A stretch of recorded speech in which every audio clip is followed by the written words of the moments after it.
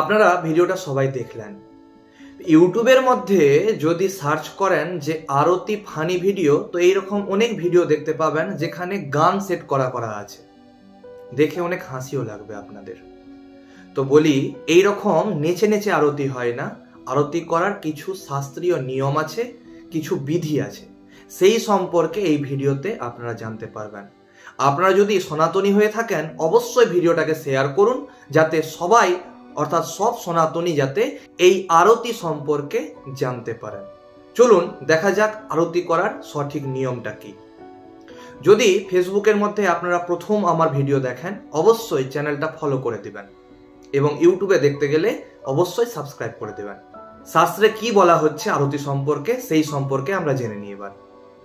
শাস্ত্রে বলা হচ্ছে, আদৌ চতুষ্পদতল প্রদেশে তীর্ণাভি দেশে মুখমণ্ডলে ত্রিহি সর্বেষু চ অঙ্গেষু সপ্তবরান আরাত্রিকং ভক্তজনঃ প্রকুর্যাৎ। আপনারা স্ক্রিনের মধ্যে প্রমাণ দেখতে পাচ্ছেন। বাংলাতে এবার শুনে নেন কি বলতে চাইছে বা কি বলা হচ্ছে। আরতি করার নিয়ম হচ্ছে, দক্ষিণ পদ অর্থাৎ ডান পা থাকবে আসনের মধ্যে আর বাম পা থাকবে ভূমিতে অর্থাৎ আসনের বাইরে। বাম হস্ত দ্বারা ঘন্টা বাজাইতে বাজাইতে দেবতার আরতি করবে। আরতি ঘুরাতে হবে ওম আকৃতিতে।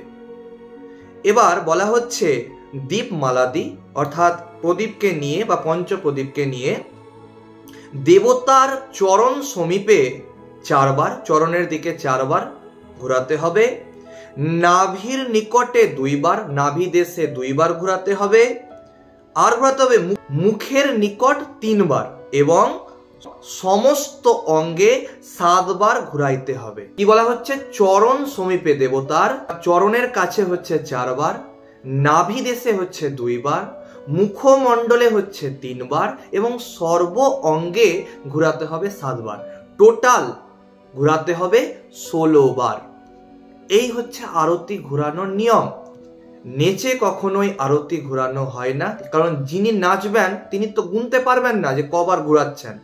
অতএব এই হচ্ছে শাস্ত্রের নিয়ম, আপনারা জানলেন।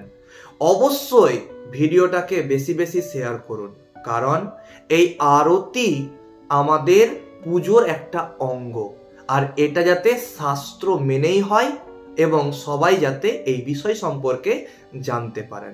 আশা করি ভিডিওটা আপনাদের অনেক ভালো লেগেছে। ধন্যবাদ।